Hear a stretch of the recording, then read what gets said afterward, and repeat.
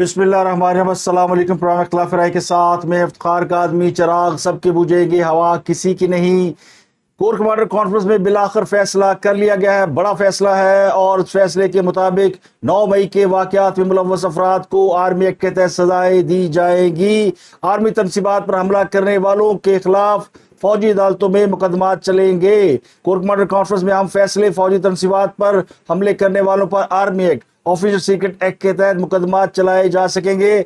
और core commander conference के इलामिये के मुताबिक फौजी तनसीबात पर हमले करने वालों के खिलाफ मजीद किसी तहम्मुल का मुजाहरा नहीं किया जाएगा। तो एक बड़ा फैसला सामने आ गया है, जिसके मुताबिक 9 मई के हमला करने वालों का, मनसूबा साजों का, उकसाने वालों का, अमल करने वालों का, सबका फौज ने सुराग लगा लिया। और ये कोर कमांडर के इलामिये में बाकायदा बताया गया। कल मैंने आपको बताया था कि 2 बड़े अहम मीटिंग्स होनी है। एक कोर कमांडर की मीटिंग होनी है और एक कौमी सलामती कमेटी की मीटिंग होनी है। वो कल होगी, लेकिन जो आज मीटिंग हुई है, हंगामी तौर पे ये मीटिंग की गई, जिसमें 9 मई के होने वाले वाकयात का जायजा लिया गया। कोर कमांडर कॉन्फ्रेंस के दौरान अस्करी क़यादत ने फौजी तनसीबात, सरकारी निजी इमलाक के खिलाफ सियासी तौर पर मुतहर्रिक, उस पर इकसाने वालों की सख्त तरीन अल्फाज में मजम्मत की है।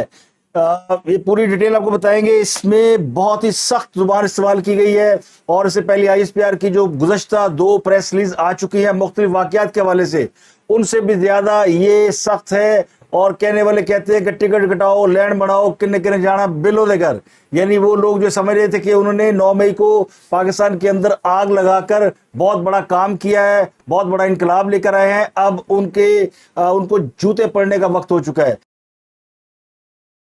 जिन्होंने पाकिस्तान की में शोहदा की यादगारों को जलाया, पाकिस्तान की जो यादगार इमारतें हैं उनके ऊपर हमला किया, उन सबको सजाएं मिलेंगी। इसलिए मैं कह रहा हूं कि चिराग सबके बुझेंगे, हवा किसी की नहीं है। अब खास सबके पास ऑप्शन क्या है? 2 इस वक्त बैक टू बैक बातें चल रही थी कि क्या मुल्क में इमरजेंसी लगाई जा रही है, क्या ये हालात उसी तरफ जा रहे हैं कि मुल्क में इमरजेंसी लगाई जाए।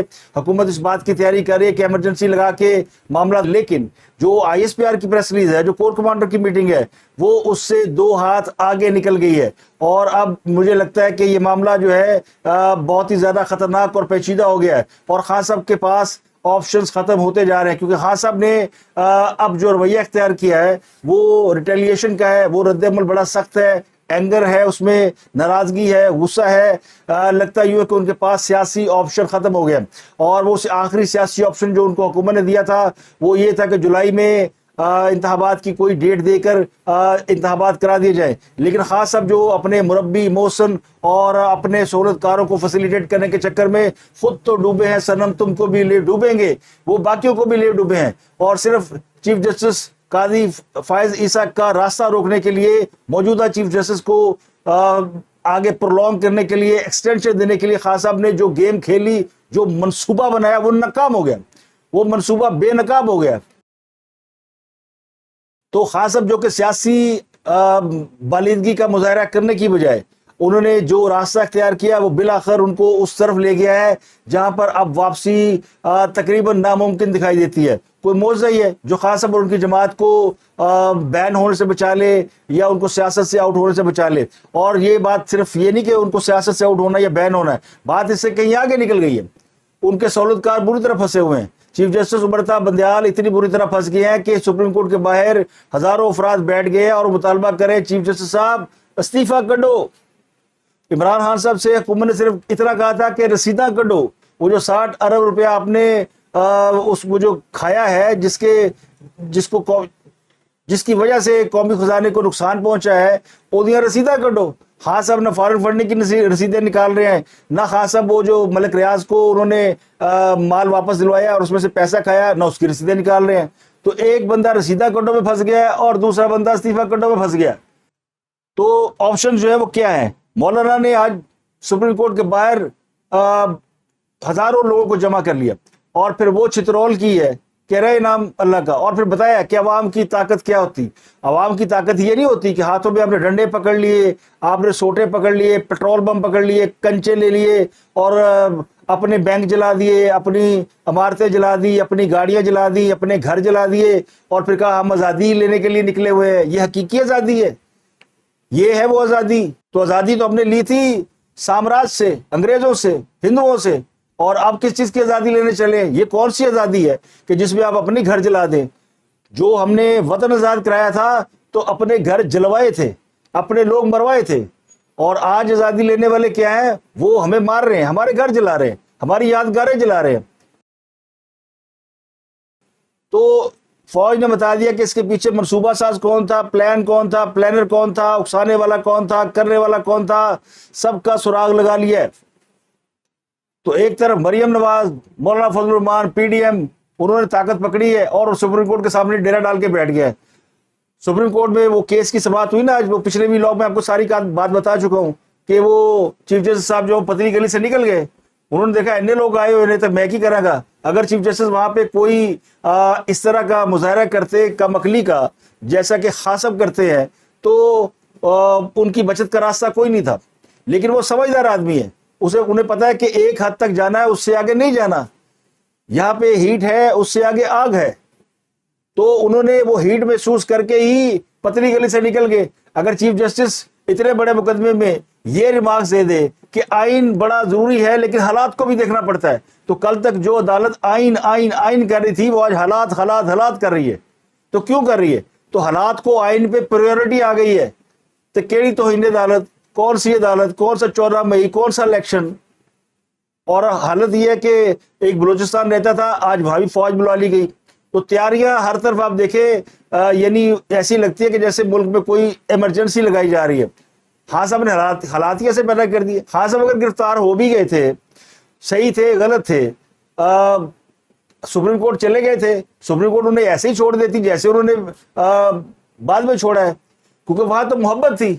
تو یہ سب کچھ جلانے کی, یہ سب کچھ کرنے کی, دنگا فساد اور خود کے اوپر دہشت گردی کا لیبل لگوانے کا کتنا ثواب ملا.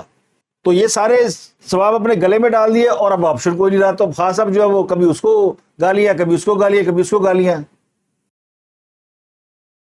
تو بڑے تحریک انصاف والے جو چل رہے تھے 14 مئی, بس دن گزرنے کی دیر ہے, اگلے دن پوری گورنمنٹ اڑ گئی, نگران حکومتیں اڑ گئیں, فلانا ہو جائے گا, فلانا ہو جائے گا. کیا ہوا؟ نوٹس ملیا, کخ نہ ہلیا. 14 مئی گزر گئی, 15 مئی کو عدالت نے کچھ نہیں کیا. اب بہت سے لوگ یہ کہتے ہیں جسٹیفیکیشن, جو کیس وہ نہیں تھا.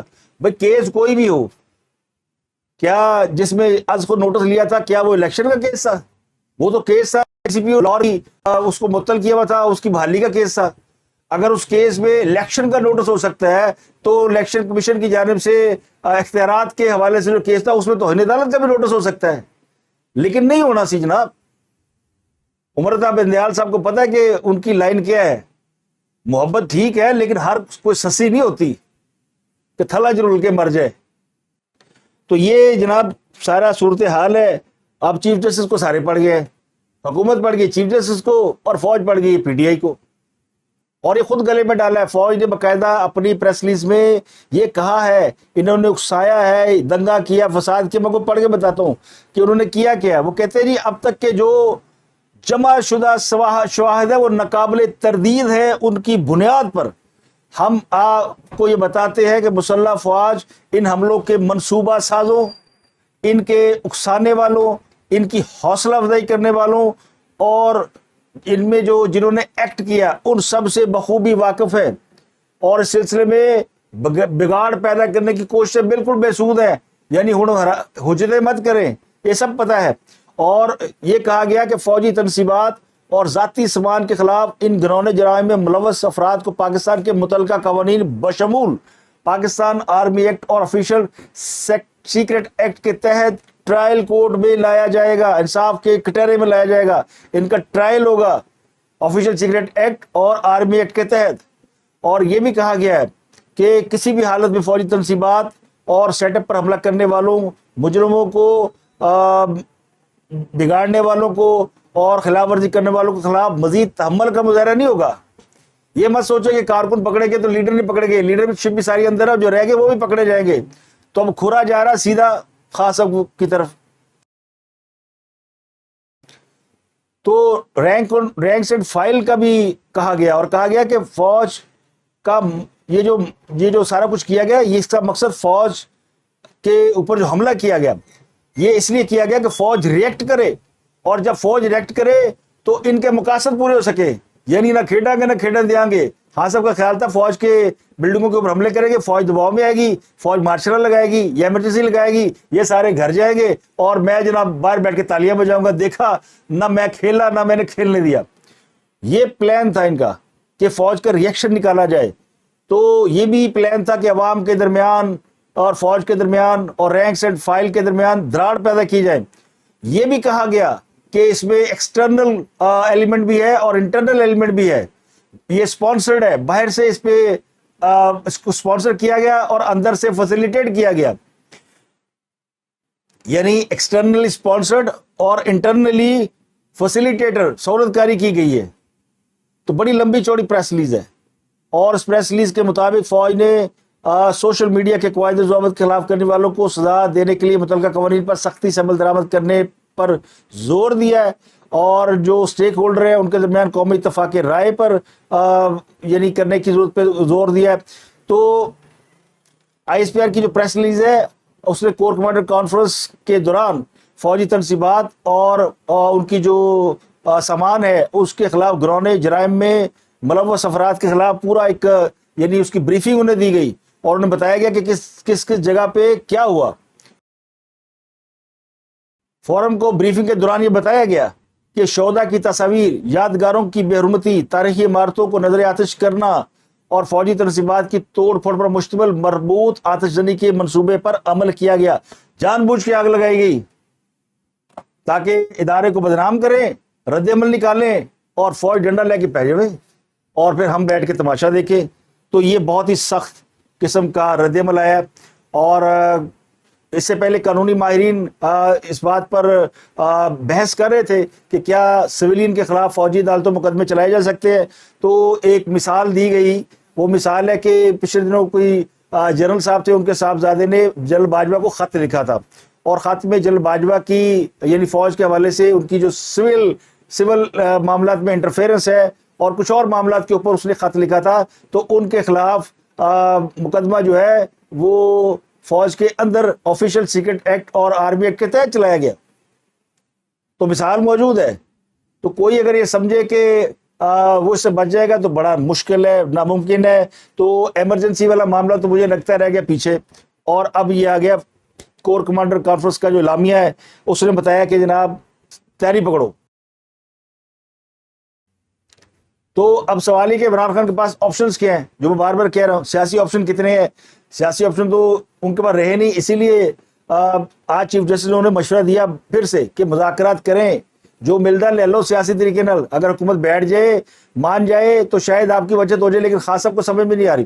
خان صاحب کا خیال ہے کہ مائی وے از ہائی وے، جو میں کہتا ہوں بس وہی ہوگا، اور میرے پیچھے بڑے لوگ ہیں، اور میں خیال یہ تھا کہ فوج کو دباؤ میں لے آئیں گے، لیکن ریاست کے ساتھ، اور ریاست بھی وہ جو کہ امریکہ جیسی سپر پاور اور روس جیسے لوگوں کو شکست دے چکی ہے، یہ کوئی سوڈان کی فوج نہیں ہے، یہ کوئی کسی اور ملک کی ایسی فوج نہیں ہے، سعودی عرب کی ہے، یمن کی ہے، شام کی، کہ جنہوں نے کوئی بڑی سپر پاور کے ساتھ لڑائی نہیں کی۔ یہ لڑائی ہماری فوج لڑ چکی ہے، اور پھر 2 انٹیلیجنس ایجنسیوں کا سربراہ فوج کا سپہ سالار ہو تو آپ اس کی صلاحیتوں کو انڈرمائن کر رہے ہیں۔ ان کے خلاف اگر آپ ٹویٹیں کروا رہے ہیں باہر سے کہ وہ استعفیٰ دے دیں، تو وہ سب سمجھتے ہیں کہ عمران خان کہنے پہ استعفیٰ دے کے گھر چلے جائیں۔ اب عمران خان کا کیا بنے گا؟ دیکھیں، جو میں نے آپ کو پچھلے ویلاگ میں بتایا، پھر ریپیٹ کر دیتا ہوں کہ chief justice Lahore high court کے داماد ہیں علی افضل شاہی صاحب، یہ ممبر پارلیمنٹ رہے ہیں، اور انہوں نے فیصلہ آباد میں جو آئی ایس آئی کا آفس تھا اس کے اوپر انہوں نے اٹیک کیا، اس کی آڈیو لیکس موجود ہیں، شواہد موجود ہے، تو ان کے اوپر جو مقدمہ درج ہوگا وہ آرمی ایکٹ کے تحت ہوگا۔ تو یہاں سے یہ آغاز ہو رہا ہے۔ اس کے علاوہ جہاں جہاں بھی آئی ایس اے کے دفاتر، جی ایچ کیو میاں والی میں، ملتان میں، اور جہاں جہاں بھی لاہور میں، پشاور میں اور کراچی میں جہاں بھی فوجی تنصیبات پہ، عمارتوں پہ، یادگاروں کو اٹیک کیا گیا، ان سب کے اوپر یہ اب اپلائی ہونے والا۔ اب کمال دیکھیں آپ، ایک اور آپ کو مزے کمال کی بات، خان صاحب آج پیش ہوئے، خان صاحب عدالت گئے تھے لاہور ہائی کورٹ کہ جی میری بیگم صاحبہ کو انہوں نے نیب نے گرفتار کرنا۔ میں بتا چکا ہوں آپ کو کہ ان کو 23 مئی تک ضمانت مل گئی ہے، لیکن چونکہ اس وقت میں پروگرام کر رہا تھا تو مجھے اندازہ نہیں تھا کہ عمران خان صاحب ان کی اہلیہ وہ کیسے پیش ہو رہے ہیں، کیونکہ میڈیا پہ بھی نہیں تھا اور میں پروگرام میں بزی تھا. لیکن اس کے بعد جو معلومات آئی وہ شیئر کرنا بڑی ضروری ہے. مبارک ہو قوم کو. خان صاحب 2 دن رہ کے آئے ہیں اسلام آباد جیل میں یا حوالات میں یا نیب کی تحویل میں، تو پورے فٹ ہو گئے ہیں. ایسی فٹنس آئی ہے خان صاحب کو کہ اب نہ وہ بالٹی پہنتے ہیں بلٹ پروف، وہ جو ڈسٹ بن پہنتے تھے بلٹ پروف، وہ جو 25-30 لوگ وہ ساتھ وہ لے کے چلتے تھے غلامان خان صاحب. آج ان کی مرشد زادی کو پیش ہونا تھا. خان صاحب مرشد زادی کو لے کر گئے تو سب کچھ بھول گئے کہ میں کو بالٹی پانی ہے، میں نے ویل چیئر پہ جانا ہے، یا میں نے کو تھوڑا لمپنگ کرنی ہے، لنگڑانا ہے، یا کچھ کرنا، سب بھول گئے. مرشد زادی کو انہوں نے وہ جناب سفید چادر کے حصار میں پیچھے پیچھے جناب مرشد کی کاندھوں پہ ہاتھ رکھا، خان صاحب بڈی لے کے دال پیش ہو گئے. تو مرشد زادی کو تو ڈر کوئی نہیں ہے، کیونکہ مرشد زادی کی حفاظت تو جنوں بھوتوں پریوں نے اور وہ ان کے جو موکلین ہوتے ہیں انہوں نے کرنی ہے.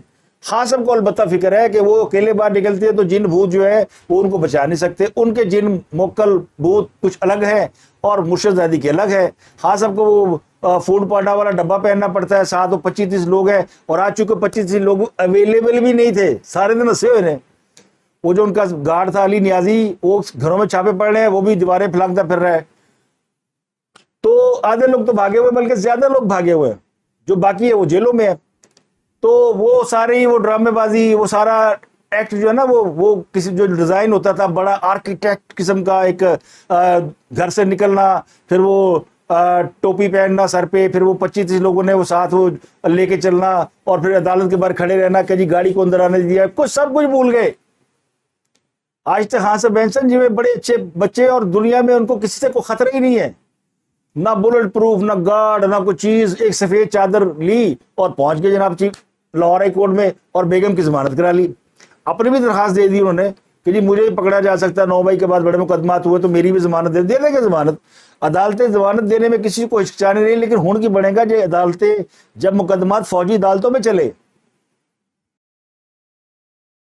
جہاں تک ایمرجنسی کا معاملہ ہے، اس کو لگانے کے لیے منیمم 25 روز درکار ہوتے ہیں، کیونکہ حکومت ایمرجنسی کا فیصلہ کرے گی، صدر کو بھیجے گی. صدر بیچارہ وہی آپ کو پتا وہ دندان ساز، انہوں نے ایکٹ نہیں کرنا، وہ ایمرجنسی لگائیں گے نہیں، وہ کون تھلے رکھ کے بیٹھا رہے گا. 25 دن کے بعد وہ قانون جو ہے اپروو ہوگا اور پھر کہیں جا کے ایمرجنسی لگے گی. تو فوج اتنا انتظار کرنے کی پوزیشن میں نہیں ہے. غصہ بے تحاشا ہے، انہوں نے موقع ملے تو پھڑ کے چڑھنا مارن. لیکن وہ ریسٹرین دکھا رہے ہیں، وہ ریسٹرین اس لیے دکھا رہے ہیں کہ تعلق پرانا ہے. اور پھر خان صاحب جو ہے وہ اس بات کو سمجھنے کی بجائے، دیکھیں کتنا قریب آگے تھے. اگر کوئی سمجھدار سیاستدان ہوتا جو یہ کہہ رہا تھا کہ مجھے تو اکتوبر میں الیکشن میں ہوتے ہوئے نظر نہیں آ رہے، اس کو حکومت نے آفر کرا دی کہ جولائی میں ہم حکومت بھیجتے ہیں، گھر بجٹ پیش کرتے ہیں، جولائی میں الیکشن کی ڈیٹ دیتے ہیں، اور سپٹمبر کے اینڈ پہ الیکشن ہو جائیں گے. تو بھائی آپ اپنی بچاؤ نا، آپ پاپولر ہیں. اگر چیف جسٹس نہیں بھی ہوگا تو آپ کو کیا فرق پڑے گا؟ آپ کے پاس اسٹریٹ پاور ہے، مین پاور ہے. آپ مولانا کو دیکھیں، مین پاور کا استعمال یہ ہوتا ہے. وہ دھرنا لے کے پہنچ گئے ہیں پرسکون طریقے سے، انہوں نے اسلام آباد میں ہیپی تقریریں کی ہیں. تو خاص ہم کی تکلیف سی. تو آج کم از کم ایک بات ہوئی کہ چیف جسٹس عمر اتاب بندیال صاحب نے اپنی جان تو بچا لی. انہوں نے کہا حالات کو دیکھے، آئین کو بعد میں دیکھ لیں گے. تو اس کے بعد پھر ٹاٹا بائی بائی ہو گیا، دھرنا ختم ہو گیا. اینی ساری گل سی، 4 بندے گئے نے اور چیف جسٹس عمر اتاب بندیال صاحب کی عقل ٹھکانے آئی ہے، کہانی ختم. لیکن ان کا استعفیٰ لیے بغیر بات نہیں بننی. یہ اعلان ہو گیا کہ جناب استعفیٰ دیو، کر جاؤ. مریم تو کہتی ہے جناب اصل بحران کا ذمہ دار چیف جسٹس ہے. بات درست ہے، کہ میں نے بھی آپ کو پچھلے ویلاگ میں بتایا کہ یہ چیف جسٹس صاحب اگر فل کورٹ بنا دیتے اور وہ 4-3 اور 2-3 کے فیصلے میں نہ پھنستے تو بات ختم ہو جاتی. لیکن انہوں نے ضد، انا اور شاید اپنے طاقت کے زوم میں سب کچھ کر لیا. تو مولانا فضل الرحمان نے سپریم کورٹ کے باہر دھرنا ختم کرنے کا اعلان کر دیا، اور انہوں نے کہا کہ ہم عدالت کی قدر و منزل جانتے ہیں، پوری پولیس رینجر ہٹ جائے، اس سپریم کورٹ کی حفاظت ہم کریں گے. کوئی مائی کا لال میلی آنکھ سے اس عمارت کو دیکھ نہیں سکتا، لیکن فیصلہ پاکستان کے عوام کریں گے. آج عوام کی عدالت لگی ہے، اور عدالت جو ہے وہ یعنی کسی قسم کی اس کو فکر نہیں ہونی چاہیے. ہم اس کی حفاظت کے لیے کھڑے ہیں. پنجاب اور کے پی میں اسمبلیاں نہ توڑی جاتی تو آج بحران پیدا نہ ہوتا. تو مریم نواز نے کہا کہ چیف جسٹس صاحب عوام کا سمندر دے کر خوشی ہوئی یا نہیں؟ مقدمہ کوئی اور تھا، سو موٹو کسی اور بات پہ لیا. آپ نے کرسی اور طاقت کا غلط استعمال کیا ہے. 4-3 کے فیصلے کو 3-2 سے بدلا، اور اسمبلیاں توڑنے میں عمران خان اور پرویز الہی نہیں، عارف الوی بھی شامل تھے. تو مریم نے بھی ایک لمبی چارج شیٹ کہی ہے، تو مریم نے بھی ایک لمبی چارج شیٹ لگا دی ہے. اور پھر انہوں نے وہ ذکر کیا عمران خان نے، پھر انہوں نے ذکر کیا چیف جسٹس سے کہ آپ نے پوچھا عمران خان سے کہ پاکستان میں شہداء کی یادگار کیوں توڑی، اپنے دوست کی جیب میں 60 ارب لوٹ کے کیوں ڈالا، اس کے بدلے 400 کنال 450 کنال زمین کیوں لی. ظلم یہ ہے کہ کسی کو تاحیات ضمانت، کسی کو تاحیات نہلی. واہ. تو یہ جناب کھیل ختم پیسہ اعظم، کہانی مک گئی ہے، کہانی کسی اور طرف چل نکلی ہے. اب آپ کو آخری خبر دے دے، وہ پکڑا گیا چوہان، فیاض الحسن چوہان، بڑی چھلانگیں مار رہا تھا، اور اس کی بھی رشتہ داری ہے فوج کے اندر، جس کی بنیاد پہ وہ پی ٹی آئی کا ایم پی اے بنا تھا اور وزیر اطلاع بھی بن گیا. ان کے گھر بھی چھاپا پڑا شیخ رشید کے، اور ان کا بھتیجا شیخ شفیق، اس کی گرفتاری کے لیے. تو گرفتاریاں بھی جاری ہیں اور کارروائیاں بھی جاری ہیں. اب کل اس فیصلے کی قومی سلامتی کمیٹی کے اجلاس میں توثیق کی جائے گی. جو کور کمانڈر کانفرنس میں فیصلے ہوئے ہیں، کل ان کی توثیق کی جائے گی، اور اس کے بعد اس کے اوپر عمل شروع ہو جائے گا. اور خاص صاحب کے پاس آپشن کیا ہے؟ دوڑا لیں گوڑا جتنے دوڑاتے ہیں، کر لیں وہ کر لیں جتنی کر سکتے ہیں. چیف جسٹس جناب ثاقب نثار صاحب، جناب خواجہ طارق رحیم صاحب، وہ جتنے بیٹھ کے کر رہے تھے نا سازشیں، وہ جتنے شطرنج کے ماہر کھلاڑی بیٹھے ہوئے تھے، قانون دان، جنہوں نے پاکستان کے بارے میں سوچا نہیں کہ ہم کیا کر رہے ہیں. یعنی یہ وہ لوگ ہیں جن کو پاکستان نے اتنے بڑے بڑے عہدے دیے، عزت کی، انہوں نے پاکستان کے خلاف اس قسم کی سازش کی اور اس پہ شرمندہ بھی نہیں ہے. یعنی اندازہ ہی نہیں آپ کو کہ آپ نے کیا کیا ہے. آپ نے پوری قوم کو جھنجھوڑ کے رکھ دیا ہے. مجھے تو لگتا ہے 9 مئی کا جو واقعہ ہوا ہے، اس سے قوم کے اندر ایک نیا جذبہ آیا، اور بہت سے لوگوں کو سمجھ میں آئی ہے کہ ایکچولی حقیقت کیا ہے. اور یہ جو کچھ ہو رہا ہے، اس کے پیچھے ماڈل کیا تھا. ماڈل ویسے میں آپ کو سمجھا چکا ہوں، ماڈل عرب سپرنگ کا ہے، اور اسی کے تحت سب کچھ کیا گیا. اب جو لوگ یہ سمجھتے ہیں نا کہ فوج کو اگر پتہ تھا تو ریئیکٹ کرتی، تو وہی سب سے اس کا ڈیفائننگ یا اس کا جو سینسٹیو پارٹ تھا وہ یہی تھا کہ فوج نے لوگوں کے سامنے آ کے اس کو روکا نہیں کہ کہیں آمنے سامنے پھر نقصان ہوتا جانوں کا، وہ نہیں ہونے دیا، لیکن سازش پوری طرح باہر آنے دی. کہتے نا اتو پھڑنا، تو یہ رنگ یا تو پکڑے گئے. اب تک کے لیے اتنا ہی. اپنا اور گردنوا کے لوگوں کا بہت خیال رکھیے گا، اور پاکستان کے لیے دعا کیجیے.